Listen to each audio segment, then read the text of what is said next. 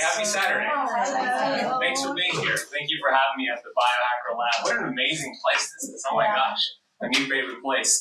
How many of you have never heard of me before today or before the promotion of this?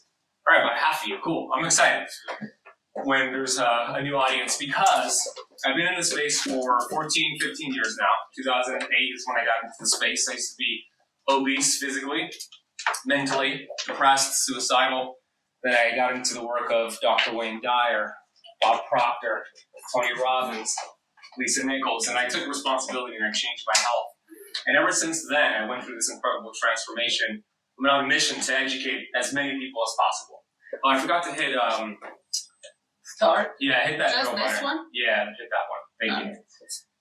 So I'm going to share with you some of the golden nuggets that I've extracted, my aha moments, those light bulb moments that I've come across the last 14 or 15 years. And we're going to talk about ketosis, and we're going to relate that to the innate intelligence. And the innate intelligence, as we're going to learn, is this innate healing physician within our bodies. I believe that everything we need to heal and to thrive, to feel really good with amazing energy and brain function, it's already within us. We just have to remove the interference. And I'm going to teach how ketosis helps us do that. We're going to debunk a lot of myths surrounding keto. We're going to talk about how women should do it versus men. And I'm going to do a Q&A. And you also have a book that as a free gift as well. So yeah, you're welcome. Yeah, nice to meet you all. I want to ask this question first. I think we should start here because we see that there's a lot of disease out there, unfortunately. There's a lot of symptoms out there.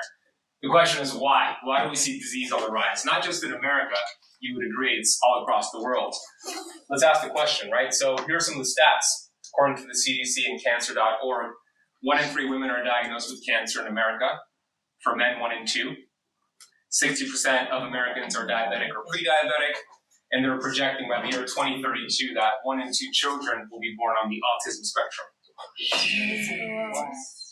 Harvard is predicting by the year 2030, which is not too far from now, that 50% of the adult population will be obese. Not just overweight, but classified as obese.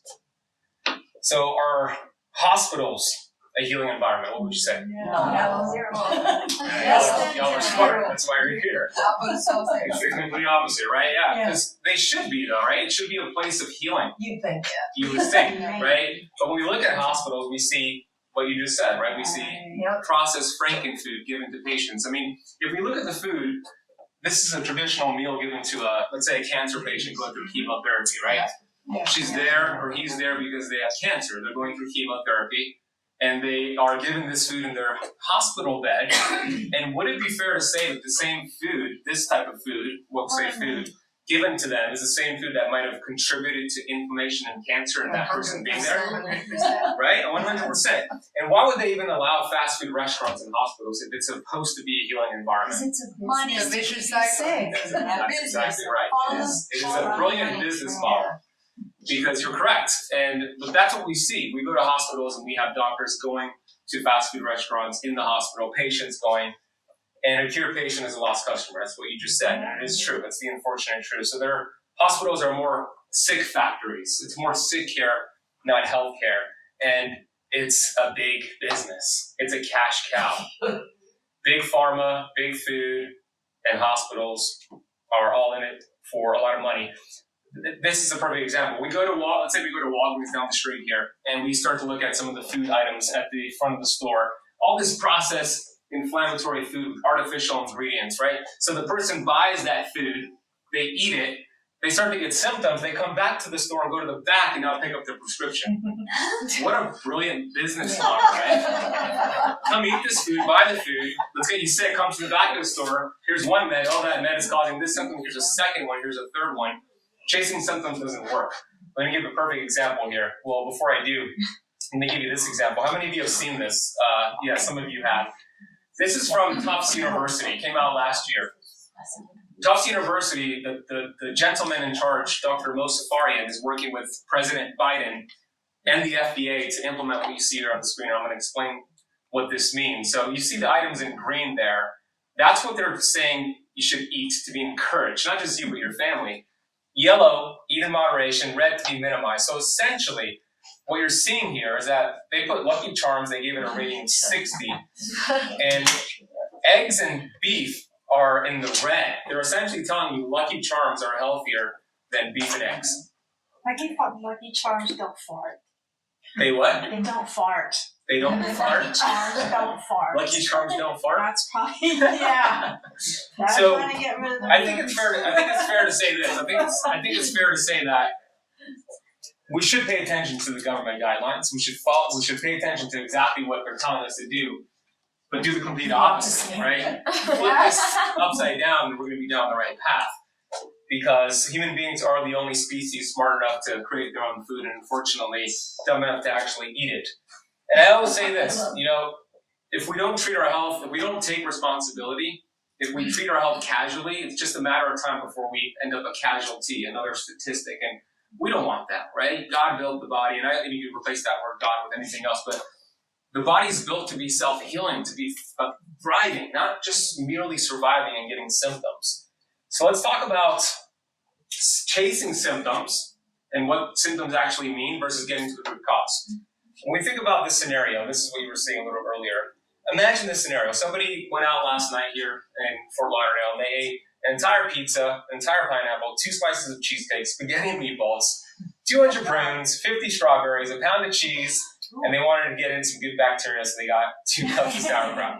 They wake up and they have a lot of symptoms. Obviously, they have acid reflux, they're constipated, they feel puffy, they feel bloated, grouchy. They feel grouchy, they're irritable, yeah, all that. A lot of symptoms. And the average person, they're going to go make an appointment with their conventional allopathic doctor, and they'll start listing those symptoms with their doctor. And that doctor is going to look at them and listen to that person and say, no worries, here's a prescription for an antacid, anti-flatulence, etc., 5 other medications. Go on and go pick it up from the pharmacy. But are those symptoms, are symptoms in general the problem, or are they feedback mechanisms from the human body? Feedback. 100% feedback. Symptom, we've been brainwashed to believe that disease, bless you, we've been brainwashed to believe that diseases and symptoms are evil and we should hate them, when they're a beautiful gift from the innate intelligence. They're your body's check engine light. Yeah. Thank God we have a check engine light. Otherwise, we would be just driving blindly. If the car we're driving in starts to malfunction, the light lets us know something is wrong. We don't just cover it up and keep driving. We pull the car over and figure out what's going on under the hood. Symptoms are the body's check engine light. It's communicating with you to show you we did something to cause interference, take the body out of homeostasis, and I'm showing you a symptom to get you back to where you're supposed to be. So when we think about that, we know that that doctor would have just asked the question, what did you eat? The solution would have been right there. But we need to unlearn a lot of what we've been taught. That's why I love this quote from Alvin Toffler. The illiterate of the 21st century are not those who cannot read and write, but those who cannot learn, unlearn, and then relearn. I think a lot of what we've been taught, we got to unlearn and then relearn. I'm constantly unlearning and relearning. And I look at I've worked with thousands of people and I've taken them through different protocols, and I see there's 2 types that I put them in 2 different camps. 97% of the population are looking for shortcuts and band-aids, toxic pills and surgeries. They, instead of living 80 years, they live 1 year 80 times. They're what Earl Nightingale used to say. They tiptoe their way through life, hoping to land safely on death's door. They're not happy, they're not healthy, they're chasing symptoms.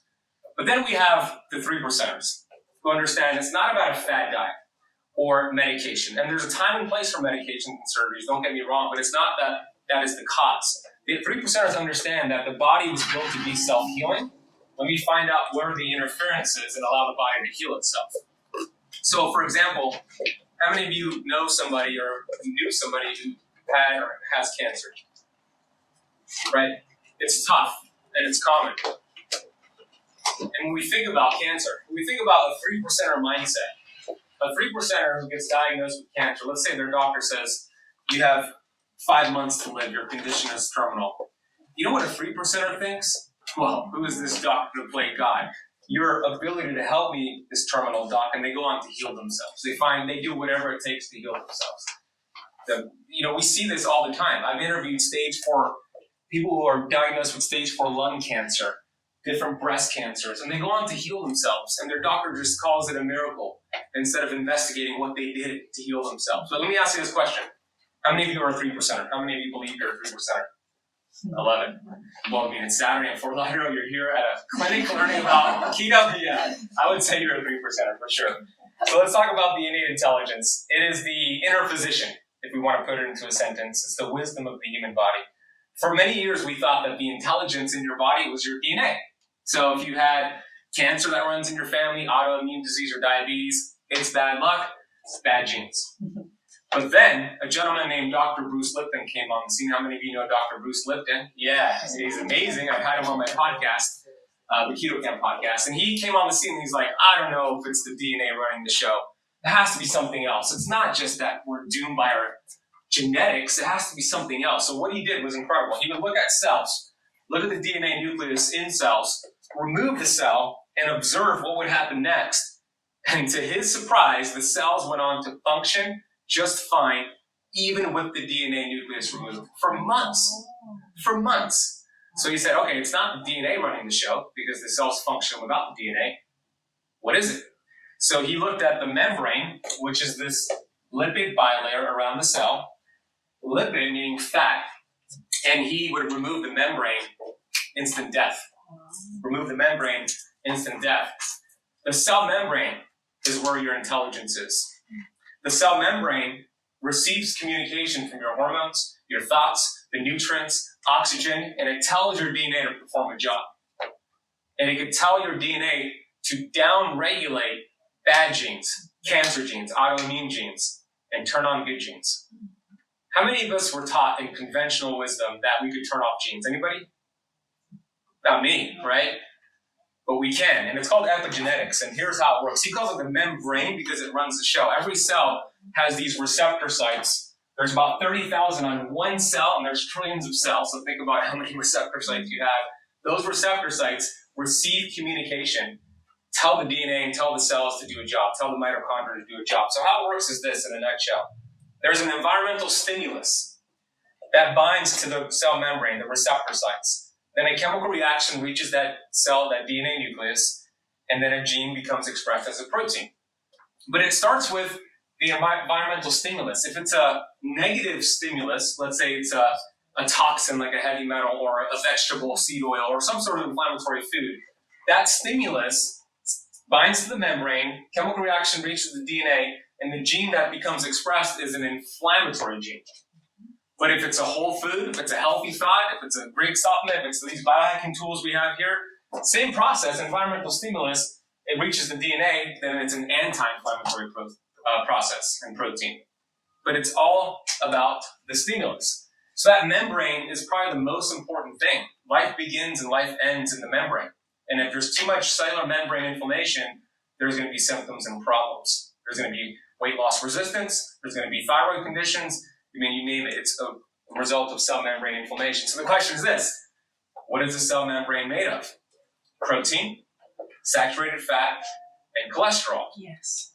Saturated fat and cholesterol, we villainize that, saying they're bad for you, but actually that's what's needed to support the actual wisdom of the cell. So you can see how a lot of what we've been taught is the complete opposite.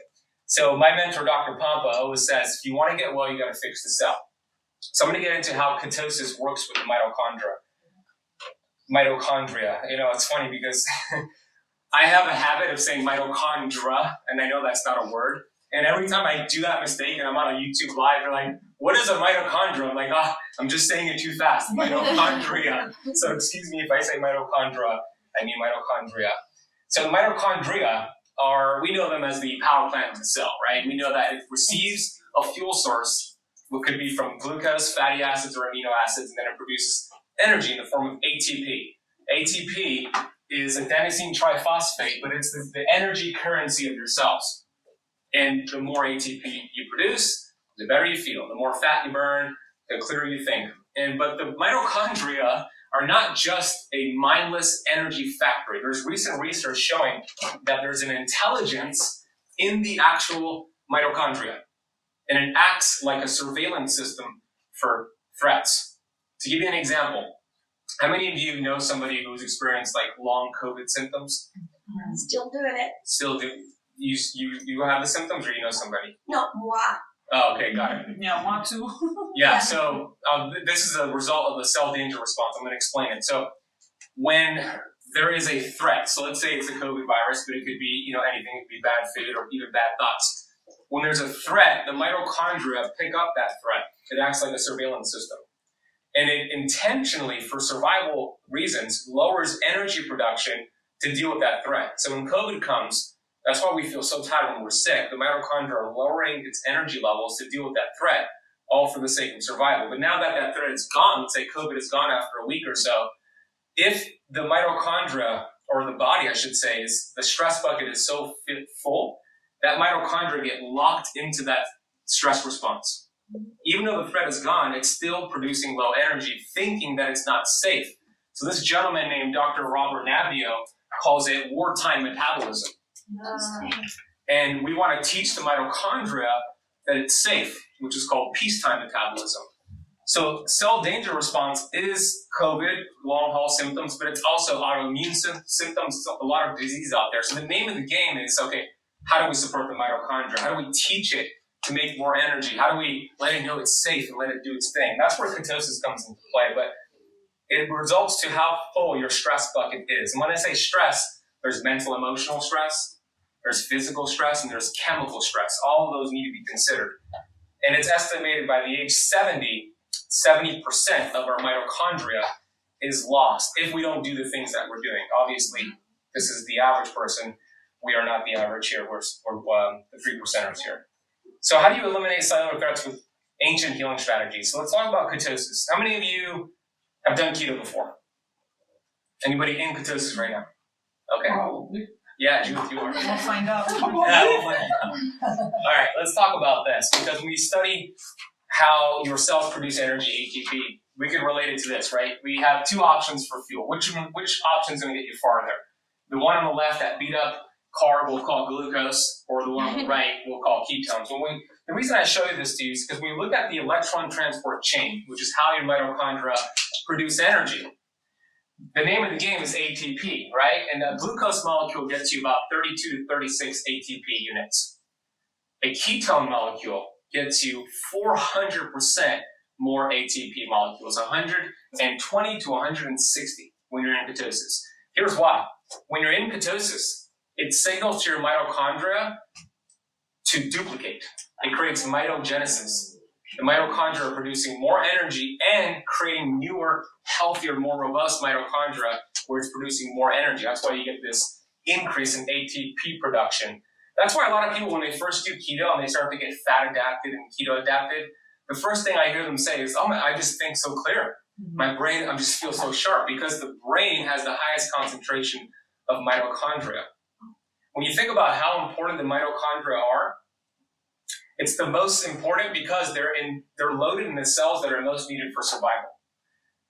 When we think about survival, which is the number one priority for the human body, the body wants to survive at all costs. So God, or Mother Nature, or love the universe, put mitochondria in the cells that are most needed for survival. I'll give you an example. Regular cells have maybe a few hundred mitochondria in a single cell. The eyeballs have thousands of mitochondria in a single cell. Why? Well, survival. You need to be able to identify your threat, survive, etc. The ovaries, 100,000 mitochondria in a single ovary cell. Reproduction. Heart is loaded with mitochondria, but the brain, which is arguably the most important for survival, right? There's regions in the brain that have 2 million mitochondria in a single cell. So if ketosis helps the mitochondria function and create more mitochondria, think about what it does for the brain and what it does for mental clarity and brain fog and a lot of these symptoms from COVID and other things. That's why a lot of people report what it does for the brain. When a cell is only burning sugar and not fat, in other words, glucose, not ketones, it creates a lot of free radicals, reactive oxygen species, inflammation. And I equate that to a firefighter, one firefighter that has to keep up this entire building filled with smoke. It's not going to be able to keep up. When you are in ketosis, it's like having a fleet of firefighters on hand 24/7 to put out any smoke.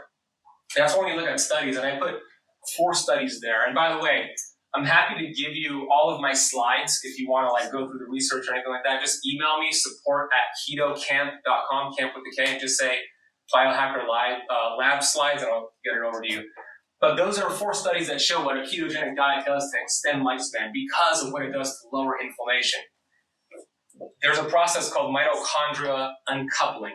And the analogy I'm going to share I got from Dr. Stephen Gundry on my podcast. It's a great analogy of how this works. But if you use a pressure cooker, you have all this steam getting built up in the pressure cooker. And there's a release valve at the top of the pressure cooker to get rid of excess steam.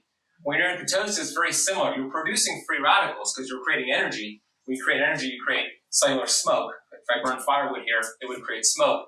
But the mitochondria uncouple to release these free radicals. That's why ketosis is so great for inflammation. So who do you want protecting yourself? McLovin or the Secret Service? If you watch the movie Superbad, you know exactly what that is. And there's nothing new about keto. Babies that are breastfed are in and out of ketosis. Breast milk has saturated fat and cholesterol. The argument I always get is, what are you talking about, Ben? There's sugar in breast milk, and that is true. The baby is so efficient at using the sugar, it naturally goes in and out of ketosis because it helps the neurological development of that baby's brain. So burning fat, it's kind of our birthright. We're born into this world burning fat. I love this quote from 2008. I'm just going to read the last sentence in it. In some ways, the modern diet can be considered keto deficient. That's because there's nothing new about keto. And we looked at this study that came out in 2018, North Carolina, Chapel Hill. They looked at 8,000 people, 10-year study to assess how healthy or how unhealthy is the American population. And they came to find that only 12% of American adults are metabolically healthy. Wow. That was before COVID. Do you think it got better or worse? Worse. It did, because new studies show 93% are unhealthy now. Oh my God. So when we think about this, I like to rewrite the study and say 88% of American adults are in a keto deficiency. They could really use this metabolic process. That's all keto is. It's not a diet. It's not a fad diet. There's nothing new about it. It's just nuanced for new people. The real fad diet is this, the standard American diet, the SAD diet. And the way that I teach keto is very different than probably your traditional keto educator, meaning I am not dogmatic about it. I don't look at it as a diet. I look at it as a metabolic process, but we achieve metabolic flexibility, so we flex in and out. So the book that you have in your hands, which is my book, teaches that process of going in and out of ketosis. I don't teach long-term keto. When we get to the Q&A, we can talk about that. And I'm going to teach a little bit about how women should do it versus men. But when we look at what's happening out there with the standard American diet, if you want to age fast and faster than anybody you know, have excess glucose and insulin spikes. You're going to age really, really fast. And that's because when we think about how much sugar the body can hold, in the entire bloodstream, an optimal state is considered to only have 1 teaspoon of sugar in the entire bloodstream. That's it. So when you're in a fasted state and you test your fasting glucose, that's 80 milligrams per deciliter. That is an optimal fasting glucose. Anything more, the body needs to deal with it. And it can. And we have sugar reserves called our glycogen stores, our liver and muscle cells. So the liver can store about 25 to 30 teaspoons of sugar, and the muscle cells, depending on how fit somebody is, but on average about 100 teaspoons of sugar.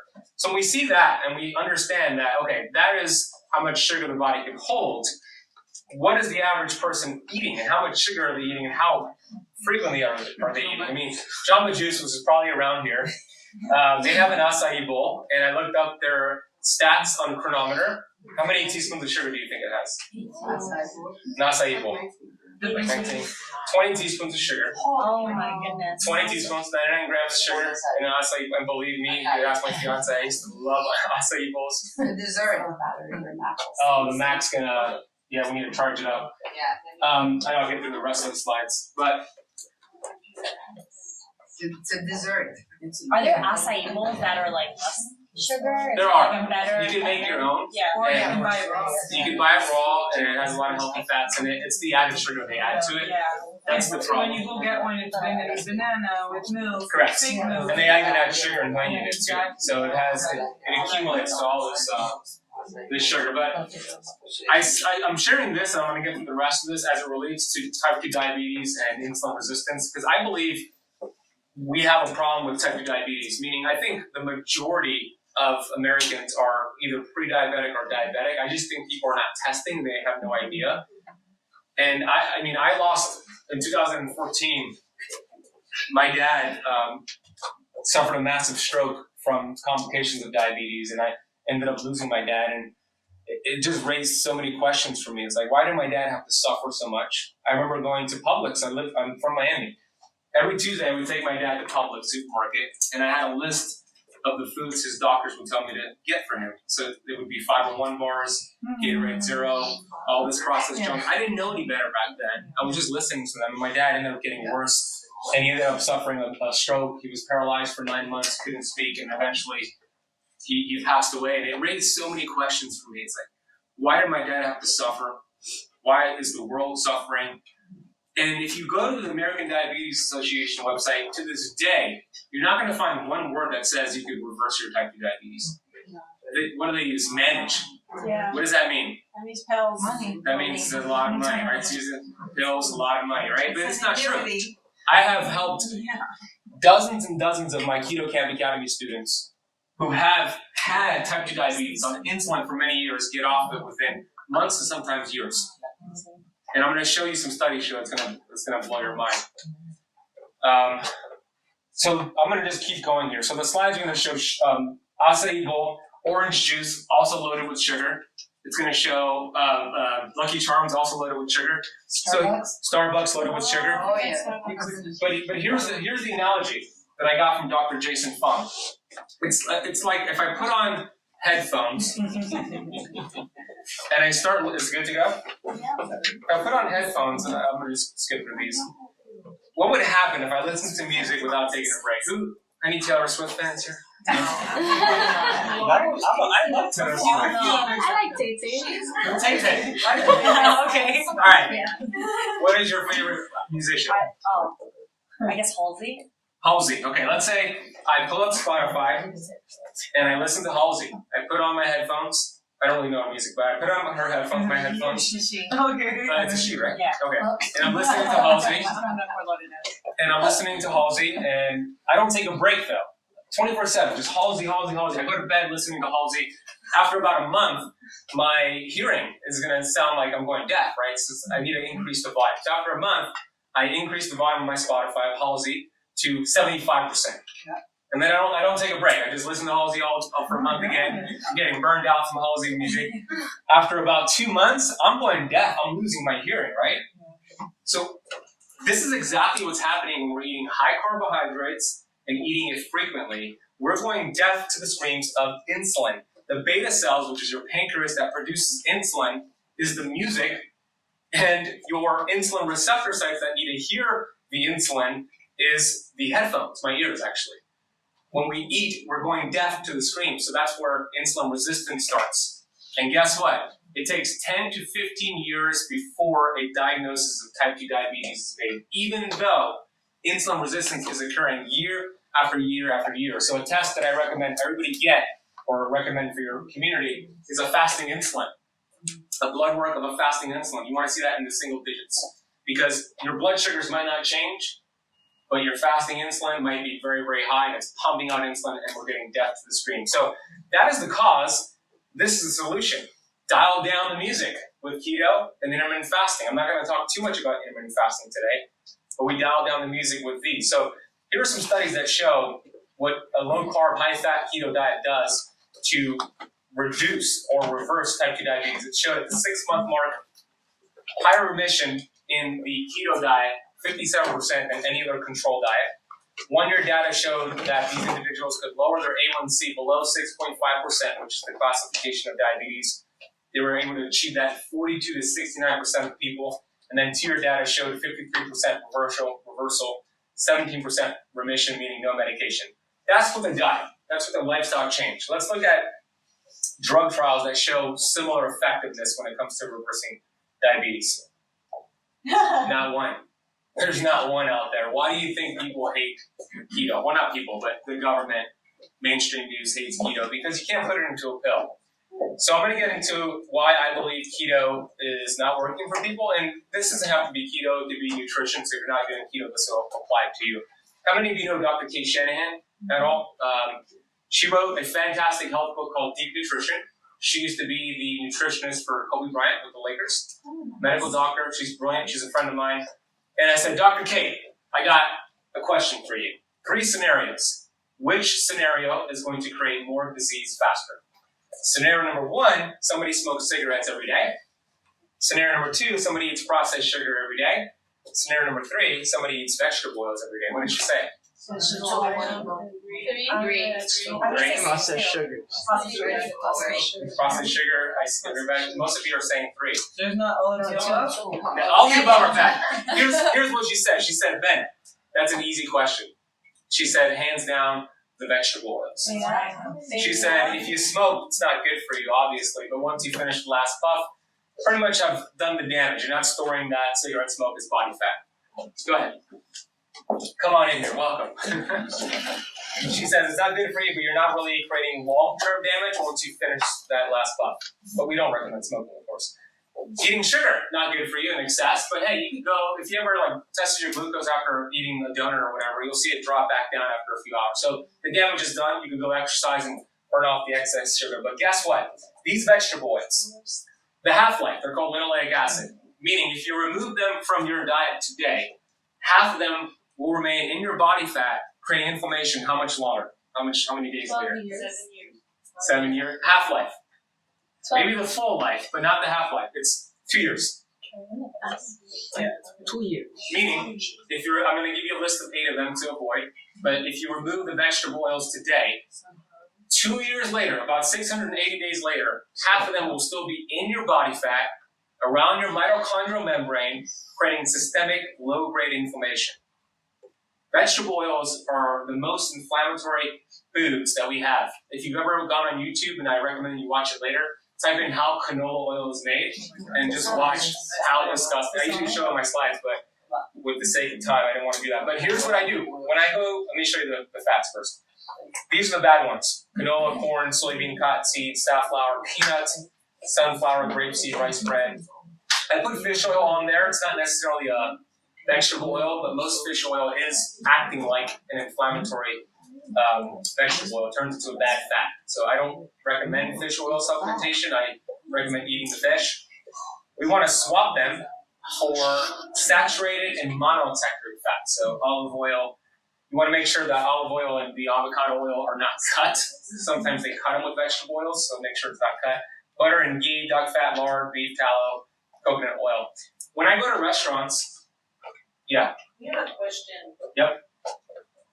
Fish oil, pretty much you said have the same inflammatory, could have the same inflammatory than the seawater. Yep. What about the very strong advice for cardiovascular health, supplementing fish oil? Omega-3. Yeah. Liver oil. Yeah, so cod liver oil is a little bit better. It's a little bit more protected. When you look at something called the Cochrane collaboration, it accumulates all of the best studies on a specific topic. So they've done it with face masks, they've done it with fish oil. And it shows that there's no benefit as it relates to especially cardiovascular health with fish oil. And it shows actually more negative results than positive results. So when they're telling you take omega-3 fish oil, you're creating inflammation. Yeah, over time you will. It acts as a steroid at first, and when you take it long term, it creates more inflammation. Because I'll explain why. Number one, 83% of fish oil is rancid in the bottle before you even purchase it. But let's say it's like the 17% that does it the right way. The problem with these vegetable oils, they're called polyunsaturated fats. Poly is the issue. It means the chemical structure has many double bonds. So poly means many double bonds. The more double bonds a fat has, the more unstable it is, the more it aggressively attracts oxygen and then oxidizes. Fish oil actually have more double bonds than vegetable oils. So you put krill oil? So krill oil has astaxanthin, so it's a little bit more protective, but even with that, long-term use could be an issue with even krill oil. So. So how do you raise your HDL if you wanted to do so? To push out the LDL? Because the purpose is really for these oils to push out the bad cholesterol from the side of the arteries. Correct. But it's not doing it. There's no research to show it actually does that. So the best way to raise HDL is with these fats right here. That's what raise HDL. Eggs, high quality eggs, red meat if you eat red meat. Look, I'm not opposed to fish oil when it's in the fish. I'm not opposed to vegetable oil when it's in the vegetable. It's the extraction of the process. So eating fish once a week gets you enough EPA and DHA. That's why people take it, right? According to the NIH, Eating fish once a week? just once a week. According to the NIH. Any fish? Oh, well, smaller better because less toxins, so salmon will be better. But the National Institutes of Health show on their website that the average adult male only needs about 7.2 milligrams of EPA and DHA each day. 7.2 milligrams. The average. So now we're going to a choice, right? What's worse for you? These omega-3 pills or the farmed fish, the farmed salmon? Because again, 90% of fish you find now is farmed. Yeah, you want to go with wild if you can. Yeah. So what's worse for you? I don't know. You're taking.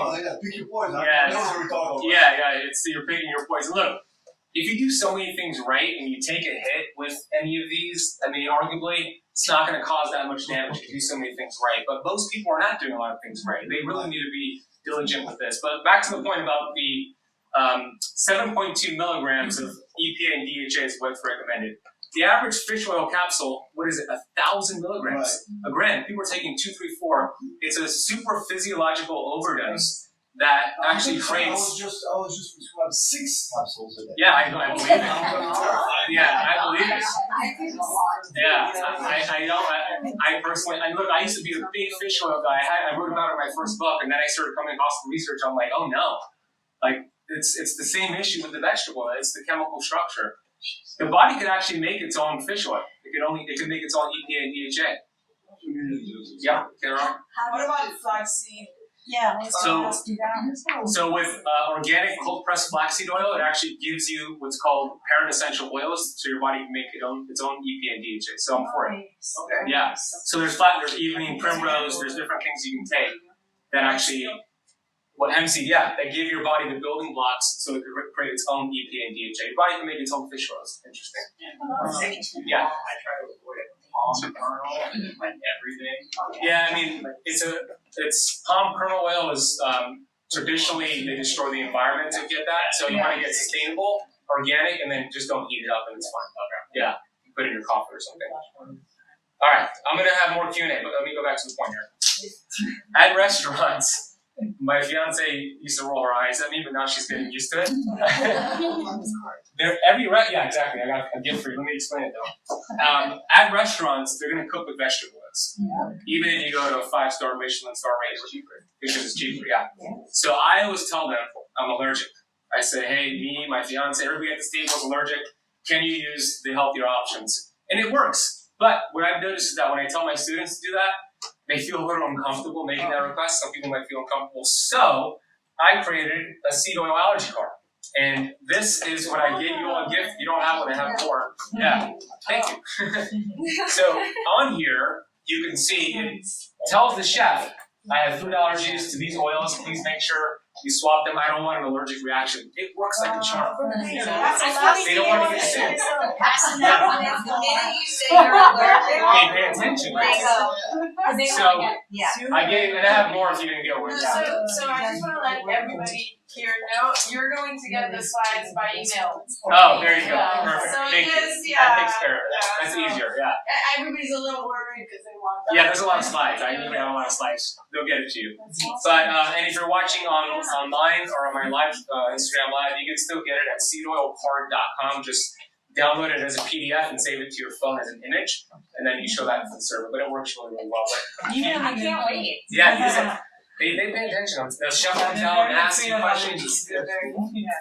And look, some people get angry that I say it's an allergy, but it's really an allergy. We're going to all be inflamed by it. It's like, I'm not really lying. We are going to cause some sort of inflammatory response. Okay, let's transition here because I have a few more slides before Q&A. The liver is very important, especially when it comes to keto, because I call the liver the soccer mom organ because it does everything like a soccer mom. It helps to detoxify. It also produces bile. Bile is this green substance the liver produces to break down fat. And when you eat more fat on keto, you want to make sure you break it down. So a lot of people who have digestive issues on keto, it's because their liver is sluggish. And a lot of people have a sluggish liver from medications and toxins and high carbs and alcohol, etc. So the solution is to eat bitters. I always tell my students, bitters for the liver. And either if you're doing keto or not, having these bitters on a daily basis or a weekly basis is going to support that liver to produce healthy bile flow, which helps with detoxification, with fat loss, and of course, in the case here, breaking down fat. So you can see organic shade-grown coffee. They have my favorite here, Purity Coffee. That is organic shade-grown coffee. They're my favorite. Lemons and limes. You could do things like smelling herbs like basil, thyme, and rosemary. Just smelling them helps your liver produce bile. Super cool. Really? Yeah. And apple cider vinegar is great because it helps with glucose and with your liver. Chewing on peppermint. Chewing on peppermint helps too. Yep. I got all that. Some additional liver support would be coffee enema, if you're game for that. Castor oil pack, easy thing to do. You know, you put the castor oil, it'll stay in your bed, and you'll get yelled at, like my fiance yells at me when I stay in the bed with the castor oil. PC Push, which is a phosphatidylcholine, it's a fake fat. I use one from a company called Body Bio. That it forces the liver to dump bile, and you can take a binder 45 minutes before that, so then when the liver dumps bile, the binder collects toxins in there. Can you explain that, a castor pack? Yeah, so a castor oil pack, I use a company called Queen of Thrones. I need to. Yeah, they're awesome, man. And it's a bottle of castor oil, so it's a healthy fat, and then there's a castor oil pack. So you pour the oil in the pack, tie it on the right side of your rib cage where your liver is, go to bed with it, and then it absorbs the castor oil, and it helps the liver, because between 1 and 3 a.m. at night is liver time in Chinese medicine. Yeah. The liver's dumping bile, so that castor oil helps that process out. And it's not invasive. So you're saying, I used to have to drink castor oil when No. I was a kid? Yeah, that's disgusting. No. Yeah. I'm not saying to drink it. Yeah. So Yeah, You okay. can get it by putting it on your skin. Okay. I had a client that had an ovarian cyst, and she slept with the castor oil pack for I think 4 to 6 months. Gone. Oh my God. Wow. So are you saying then the castor oil pack is actually absorbing these toxins? No, it's not necessarily absorbing the toxins from the liver. It's allowing your liver to dump the bile and release those toxins overnight when it's going through that process. Yes. And then when you go to the restroom the next day, it's out the body. Not necessarily pulling toxins out. It's just helping the liver do its job. It's a support. And the oils together. Yeah. All right, then we have bile salts, which you can take if you don't have a gallbladder. Ox bile salt for keto meal is important. And then organ meat has high concentration of vitamin C, great for the liver. There's a process called electrolyte dumping. When you transition from a high carb diet to a low carb diet, you release all this excess body weight, which is why people, when they do keto or low carb, they feel like so much lighter, they're losing all this weight, which is great. But the kidneys go through this diuresis process and it loses a lot of electrolytes and minerals. So it's important to replenish that, especially in the beginning. I have something called the Keto Chem cocktail. You can do things like bean minerals, right? We love bean minerals as well, but high quality electrolytes in the beginning is going to be important. You can do this. That's just something to consider. Measuring ketones, there's 3 ways to do it: blood, urine, and breath. I don't like urine because it is not going to be that accurate once the body is familiar with using ketones, so I wouldn't recommend urine strips. Breath meters, they're kind of hit or miss, but I do like this company, Biosense, but I think the gold standard is blood, and I use Keto Mojo, and the optimal numbers to hit, I mentioned in a fasted state, blood glucose 70 to 90 is considered, you're aging gracefully, you're in a healthy state. Blood ketones, if you're at 0.5 or higher, you're in ketosis, but I've seen a sweet spot, which is 0.8 to 2.8, to be, really feeling good with brain health and fat burning. The goal is not higher ketones, not to chase ketones, to chase results, but I do think that's the sweet spot. And then we do postprandial testing, which is after a meal, so an hour after eating. Your glucose, the ketones should stay in the same range if your goal is ketosis, but your glucose, should stay under 120 an hour after eating. And then 2 hours after eating, your glucose should drop below 100. If you're seeing your glucose stay elevated 2 hours after eating, it's usually a sign of insulin resistance. All right. Do you want to learn about how women should do it differently than men? Do you want to learn about that? Yeah. Because that is important. When we think about the 28-day cycle, I'm going to talk about menstruating women, then I'll talk about postmenopausal women, and then I'll talk about men too. When we think about this 28-day cycle, there's 4 hormones we want to pay attention to. Right? We have luteinizing hormone, follicle-stimulating hormone, progesterone, and estrogen, and they're fluctuating at different weeks depending on that pattern, right? So we're going to make the example here on a 28-day pattern. I know that some women have 24, some have 31, but we're going to keep it at 28. So we want to work with the hormones. How many of you know Dr. Mindy Phelps? Anybody know Dr. Mindy Phelps? Yeah. We work together. She's a great friend of mine. She's amazing. She has a great book called Fast Like a Girl. And here's what we do. We pair the keto and fasting approach based off of this 28-day pattern. So each week is going to be a different pattern. I'm going to break down the week real quick. Week 1, which is categorized as the bleed week, the week of the period. That is the best week to practice ketosis, practice fasting. If you want to do a long fast, like 3 or more days, that is the week to do it because estrogen and testosterone are low. These hormones are low. You're going to have less hunger hormones too, so you can actually feel good and not have cravings that week. Week 2 is when there's an increase in estrogen and testosterone. So that's a good week to bump up your protein intake and to do strength training. And testosterone gives you confidence and gives you creativity. So if you want to work on a project, you've been kind of procrastinating on, you want to ask for a raise, you want to speak on stage, like that is a good week to do that. You can harness that as a superpower. Week 3, you could go back to keto, but you keep your fasting to a 14-hour window, not more than that. But arguably the most important week is the week before the period, which is the week where progesterone needs to be built up for a healthy monthly cycle. Progesterone is the hormone that tells you everything's okay, you're relaxed, you're going to be fine. And we want that. When you do too much keto and fasting the week before the period, and I understand I'm a guy talking about this. However, I work with a lot of women on this. When you do keto and fasting, it depletes progesterone and it causes what? Cravings. That's why, when you told me this, a lot of women have cravings before their period. I want to eat the chocolate, I want to eat the carbs. Why?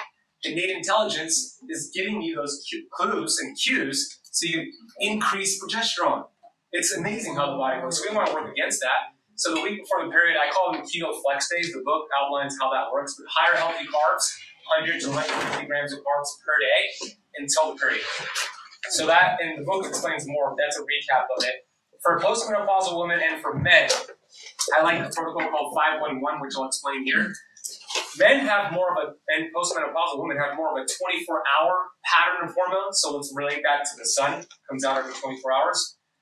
Menstruating women have more of a 28-day pattern, kind of like the moon. So when we look at a 24-hour pattern, we could be a little bit more strict with keto and fasting. So we do something in our academy with postmenopausal women and for men called the 511 rule. It's a 7-day protocol. How it works is 5 days doing keto with an 18-hour daily fast, so a 6-hour eating window. 1 day, a 24-hour water fast where you just go either dinner to dinner or lunch to lunch, or even breakfast to breakfast, you choose. And then 1 flex day, meaning no fasting, bringing your total carbs over 100 grams to 150 grams for that day to intentionally get yourself out of ketosis to make these hormonal conversions. The book talks a little bit more, but it's called the 511 rule. What do you mean by hormonal conversions? So, for example, when you talk, insulin is important at times. We villainize insulin thinking it's bad. Insulin is very important. So with the thyroid, when we think about the thyroid, it's the brain, the hypothalamus pituitary, that stimulates the thyroid to produce thyroid hormone. So when we measure TSH is the gold standard for doctors to measure your thyroid health. There's not one study that shows TSH has anything to do with thyroid health. It's showing you the communication between the brain and the thyroid, which is crazy. So when the brain stimulates the thyroid gland, it produces T4, but that's not active. The cells can't use it. It needs to convert to T3. T3 hormone is probably one of the most important hormones for energy production and fat loss and longevity, and it needs to be converted, right? But insulin actually helps to make that conversion, meaning when somebody has chronically low levels of insulin, like they've been doing keto for a very long time or fasting aggressively, that conversion doesn't happen that often or efficiently, and it affects their thyroid health. So that's one example. It helps that hormonal conversion. It also helps with testosterone and other hormones as well. And what happens when you increase the carbs to that level? Don't you get an insulin spike? Wouldn't that become a problem for fatty liver? So it would if you haven't done the work ahead of time. So the way that I talk about in the book is we do 3 months of keto first. Okay. Yeah, we reverse all these conditions, we achieve this metabolic health, and then we start And then flexing. you start. Correct. Gotcha. We don't just do it off the bat because to your point, it's like Yeah. you're doing some things right and then you go And back. then you go It wouldn't back. make sense. Yeah. So eventually you get to the flexing approach. You don't do it right off the bat. Okay. Yeah, we want to get you keto adapted first. Let me just clarify this, because I did keto for years, and the reason I was doing it supposedly was because of the thyroid situation. Okay, what I found though, I think, because I wasn't doing the keto in this pattern, I'm postmenopausal. Mhm. I know I look like I'm 25 now. You do. Oh, geez, 66. Anyway, 66. 66. You look amazing. Spectacular. You really do. I mean it. Oh, don't stop. So anyway, I was doing the keto, but I did not have this particular to-do that you just spoke of. I don't know what we're calling that thing. That's hormonal adjustment thing. Okay, Oh, the 511 rule. there you go. Yeah, got it. Wasn't doing any rules. But the thing is, I feel that it really negatively impacted my thyroid. And so now I understand why. Mhm. Then that brings me to something you touched upon before about the window of eating, or I would call it the window of opportunity. I don't know. But I was listening to someone where they're saying it was 18 hours or even perhaps more, which when I did the math of it, it seemed to me that I was allowed to eat between 6 a.m. and 7 a.m. Please explain that. I mean, like, the 1 hour and 6 a.m. to 7 a.m., I couldn't eat 3 meals. You were doing that every day? No, I was just hearing something. An 18-hour fast. You want to know how that works in your Well, yeah, but this was beyond 18 hours. This wound up being 23-hour Oh, yeah, fast, yeah, and eating right. from 6 a.m. to 7. So you had a 1 hour eating window. Right, which I didn't do that. Yeah. But I'm considering it. I'm considering shooting myself as well.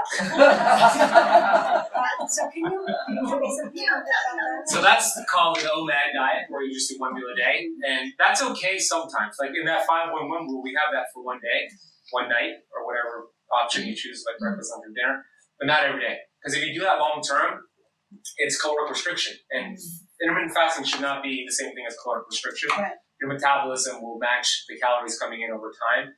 So it's important to have days like that where you're in a calorie deficit, we'll call it that, then days of abundance. You want to let the body know, the intelligence know, you're in a feast now. Let's feast on healthy food. So going back and forth is the key, not necessarily being in too much fasting or too much feasting, but having these feast-famine sort of cycle. But so then you would be okay with having the 1 hour eating, say, every once in a while, once a week? Or... Once a week, that's in the protocol. Yeah. Okay, then, well, it's 1 meal. There you go. And question, how often can you fast to reach autophagy? Can you do that? If you're chronically ill, can you do that on a daily basis? Every other day? What would you recommend? It's a hard question to answer because there's no way for us to track it. You would have to go into a lab and they track something called LC3A protein. But with that being said, like I just released episode 600 on my Keto Camp podcast today. And I say that not to really impress, but to impress upon that I've interviewed a lot of people and I've asked them that question. Okay. And for my just consensus, I think around the 17-hour mark on average is when this autophagy process starts to turn on. Okay. But, I think it also depends on how And your metabolically biochemistry. healthy the person is, the biochemistry. Like, I might be able to get it around the 11-hour mark. Okay. Somebody who's a little bit more metabolically challenged might get at the 20-hour mark, but I would say 17 hours as an average. Okay. Yeah. All right, I have the most important thing to share here. Yeah, don't leave yet. This is the most important thing. And then we'll do Q&A and we'll hang out here. And right before we'll check if the camera's still moving. Okay. You want to check right now? Just go. Okay. The most important thing. That's mine, at least I'm on the other camera. The most important thing is my favorite supplement in the world. And it's great for menopause. It's great for inflammation. It's great for brain fog. It's great for autoimmune disease, great for cancer. I mean, you name the condition, it's going to help. It's called vitamin G. And I'm going to show you some research on vitamin G. This study by Dr. Joe Dispenza, right, Susan? Yeah. He did a gratitude workshop. Shoot, I just gave away what vitamin G is. He gave a vitamin G workshop, and I didn't hear that.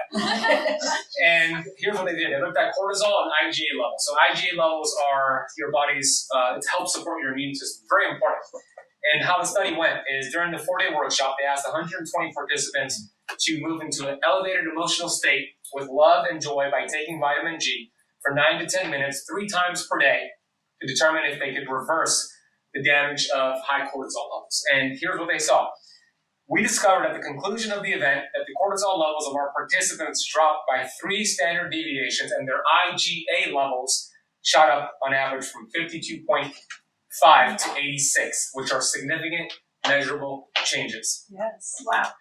He also saw 1,200 chemical reactions take place instantaneously when they took vitamin G. Oxytocin, serotonin, GABA, anti-inflammatory state as soon as they took vitamin G.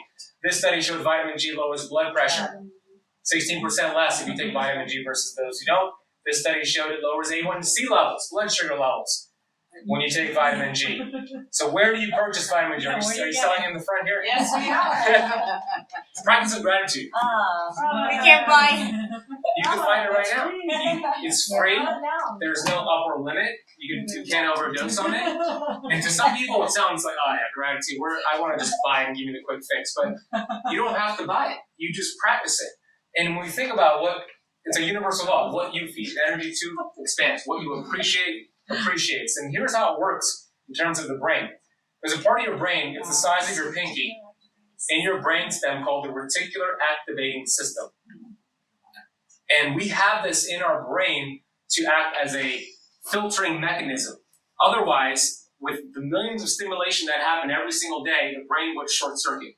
So we need to train this RAS to filter out what's not important and to only pay attention to what we've taught it to be important.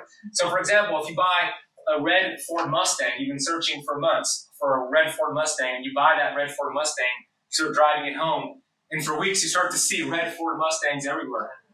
Did everybody buy a red Ford Mustang because you bought one? Or were the red Ford Mustangs always there, but now you've trained the RAS to see it? Meaning, when we start to practice vitamin G and gratitude, and we actually feel the state of gratitude, and we appreciate people and opportunities and things in our life, the RAS helps us see more things to be grateful for. What you appreciate appreciates. And the opposite is true. When you focus on all the things that are not working for you, all the things you hate about yourself, hate about this world, that's all your RAS is going to see. But when you focus on gratitude, you turn those obstacles into opportunities. You turn the most painful times of your life into opportunities for lessons that fueled your growth. Tony Robbins talks about this all the time. And we were just talking about this a few minutes ago. And I'm going to show you the last thing here. Can I play this video? Is this possible to play? Let's see. I should, yeah. It's just mirroring what's on the screen. Oh no, shoot. It's not playing because it's through a Google slideshow. This video shows a 98-year-old woman, and her granddaughter's asking her, what can you say? How did you live so long? What is one thing you could attribute to living to this age and still feeling healthy and feeling happy? And she's like, I don't know. The only thing I can think of is that I never end my day without feeling grateful, without practicing vitamin G, without taking a daily dose of vitamin G. So I'm telling you, like, the greatest biohack that I could give you, it's not keto. All this stuff is incredible. Don't get me wrong. But the greatest biohack I can tell you is that you have 60,000 thoughts per day, and your thoughts have the ability to communicate with your DNA. And 90% of those thoughts on average are negative thoughts and from the day before. So if you have 60,000 thoughts per day, and your thoughts have the ability to put you in an anti-inflammatory state, you have 60,000 opportunities to put your body in a healing state every day. That is the greatest biohack that we could ever do. So I'm going to open up to Q&A, but I want to say thank you. I have vitamin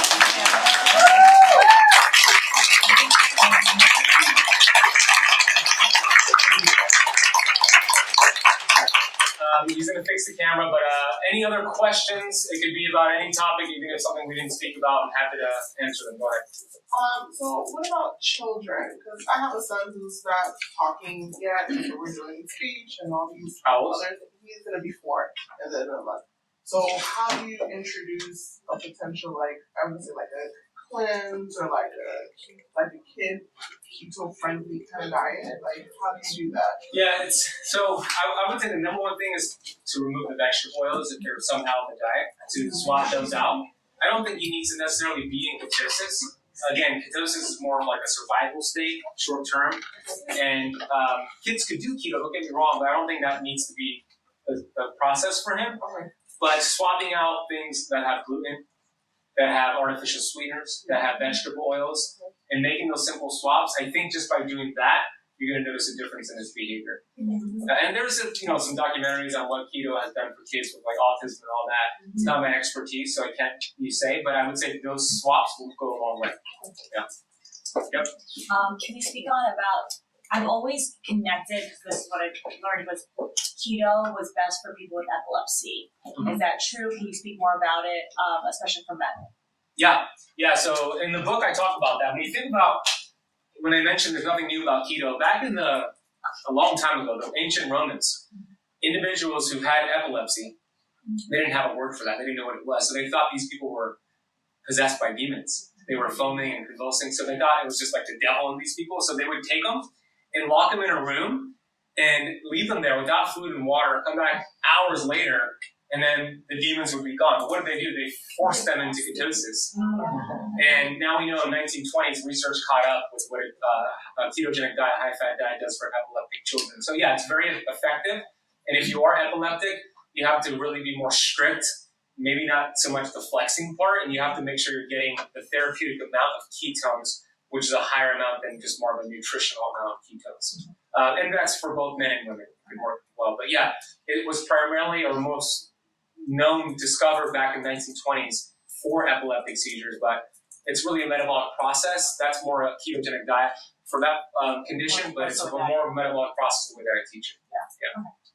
I just wanted to call in and say thank you for saying don't chase the ketones, because I had a client that I was working with, and that's all he did, was try to stay in that real severe ketosis. And I think it became a mindset for him. And it really affected his ability, because I'm a personal trainer and I was working out with him in the gym. He lost a lot of weight through keto. He said he did dirty keto, which means eating Slim Jims wherever he could get fat when he was hungry, Then he got diagnosed with fatty liver, and he was thin, but he had a lot of skin, so that's when I came in to work out with him with training. But that's, and there was a certain odor that he gave off. Can you address that for me? What? Well, I'll address first the ketone thing, right? It's because if you don't want higher glucose levels, why do you want higher ketone levels, right? And even when you're more keto adapted, you're going to actually see lower ketone numbers, which is a good thing because it means your cells are using the ketones. But with the odor thing, it's a toxicity issue because we store toxins in our body fat primarily. And that's also a survival mechanism. There's a pathway called PPAR gamma, where toxins enter the body. It does not want those toxins to circulate, so it shovels them to your fat cells because the solution to pollution is dilution, right? So you can dilute those toxins and extend your fat cells and create new fat cells. So when you start losing weight and burning fat, what happens? You dump those toxins and it can smell and it can cause a Herxheimer response where they don't feel good too. And if you don't take care of the toxicity issue, it creates weight loss resistance because now the innate intelligence thinks, damn, every time I burn fat, I release more toxins, and then we have to absorb them. I'm going to stop burning fat. So people try to lower their calories more or go into ketosis deeper. Meanwhile, it's a toxicity issue. And I think with the smell, it's the same thing. Okay, one other thing, as a personal trainer, as a person that has helped bodybuilders, they are really into the carb loading and so on. I think that's because their idea is to think that the carbohydrates are the muscle fuel, and I'm not sure how to address that with my clients. Carbohydrates can help with performance, but to your point, I was a personal trainer for years, and I had a CrossFit gym, so I get it when I was talking about keto and fasting. How do you address that? They didn't like it. So there's a difference between performance in the gym and health and longevity.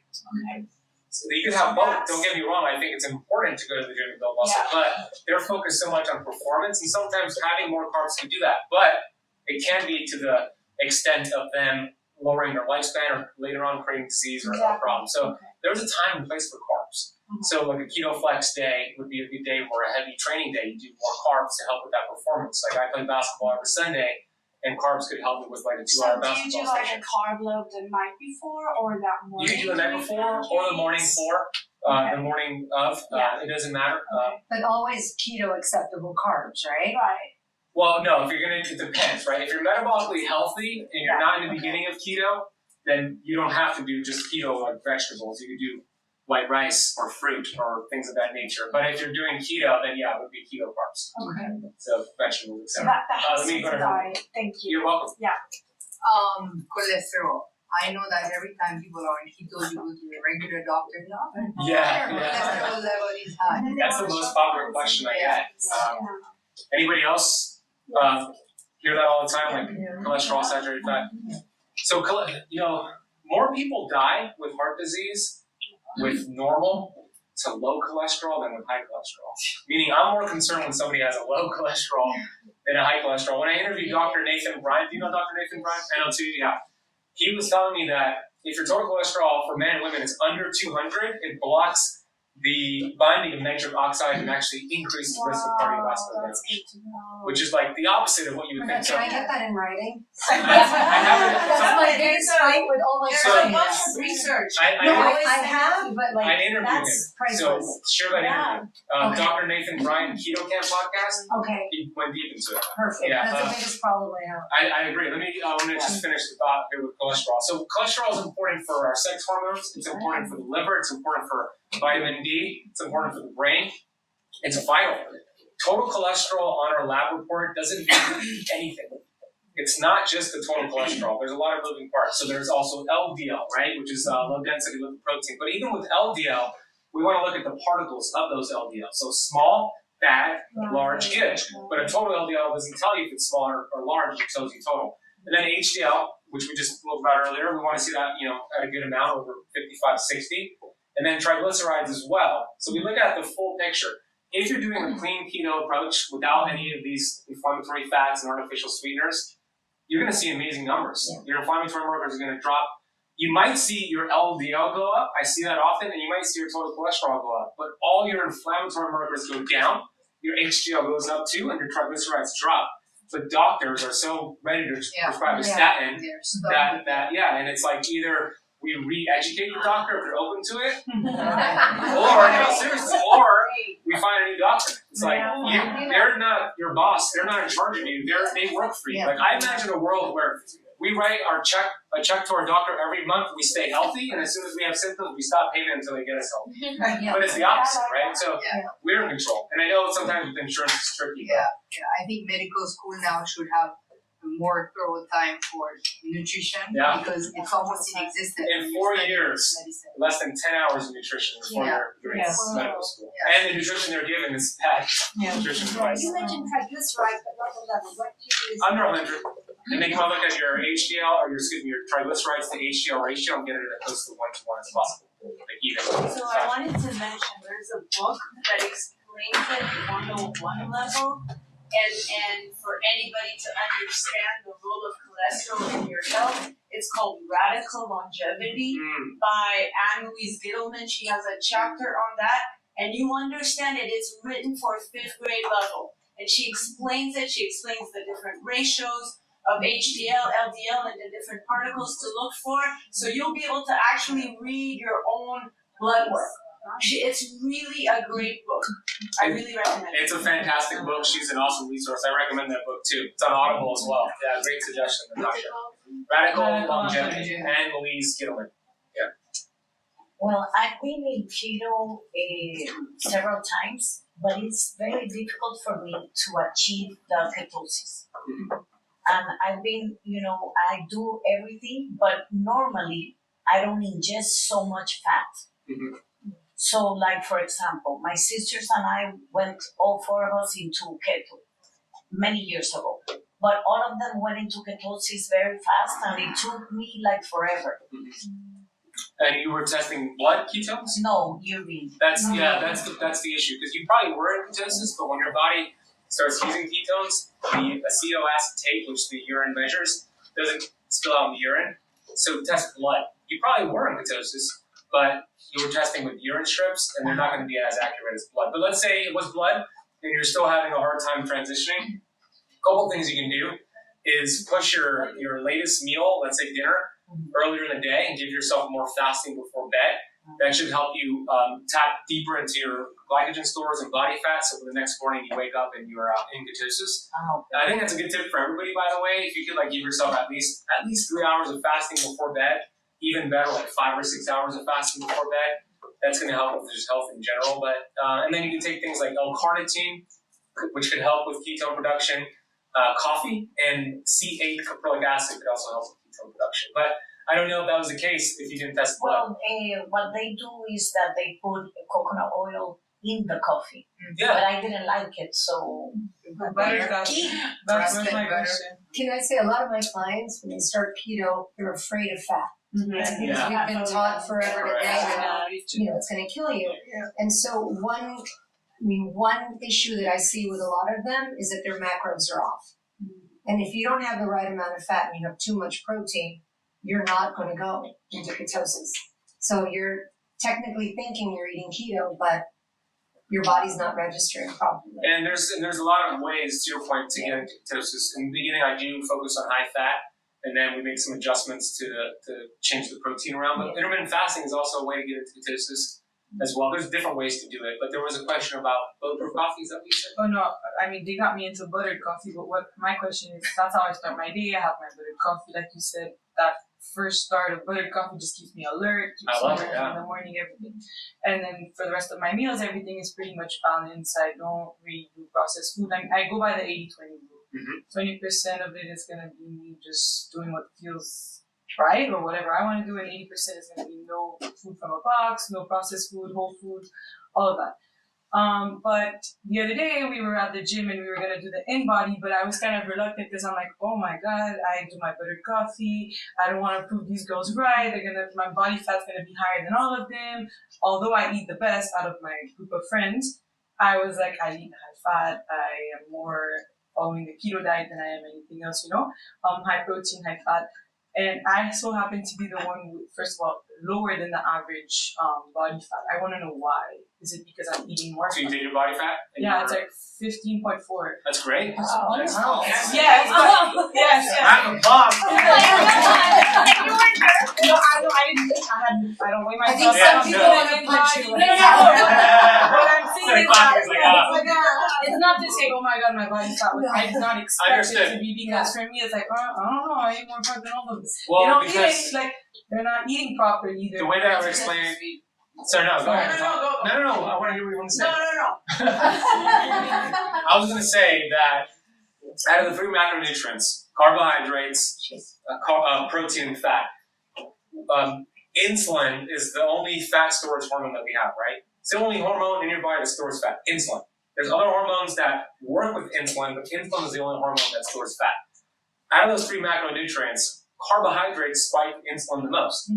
Depends on the carbs to the extent of the spike, but there will be an insulin response with carbs. Protein, there's an effect, but it's more of a phase 2 smaller response.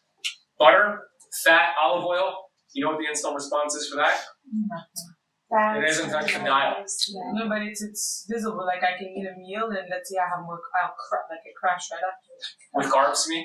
Yeah, because that glucose spike and then drop, right? With fat, there's none of that. It's just stable. So that's why and you're able going to back have to that. what you were saying as a personal trainer and knowing that a lot of the people that you train go for the carbs, especially when they're training. I just recently started training with a trainer who wants me to have high carbs after my workout, but for me I just listen to myself, not him. I'm gonna do all 3. I'm gonna have my carb, my protein, and my fat in my meal, but he says it helps replenish your muscles. I wanna know. He means it's replenishing your glycogen. Yeah. Unless you're like an elite athlete, really, unless you're MMA or you're training 4 hours a day, you're not gonna deplete your glycogen. I mean, I overdo it most of the time, but I don't train 4 hours. If you're you can deplete your glycogen level in a 90-minute workout. That's. Well, I mean, if you're working out and you're performing and feeling fine and you're not doing those carbs, I don't think you need to do it. But if you want to experiment with having some healthy carbs after a workout to see if it helps, you can do it too. I'm not opposed to that if you're metabolically healthy, which it sounds like you are. So it depends. It depends on your goals. What is it? Your goals, you said. To build muscle, you will need that carbs after workout so you can have a good release of insulin and IGF-1. But the goal is not to build like muscle. It's fine. You can just. You don't know that? I'm kidding. He wants to build muscle and be at 15%. Yeah. Question.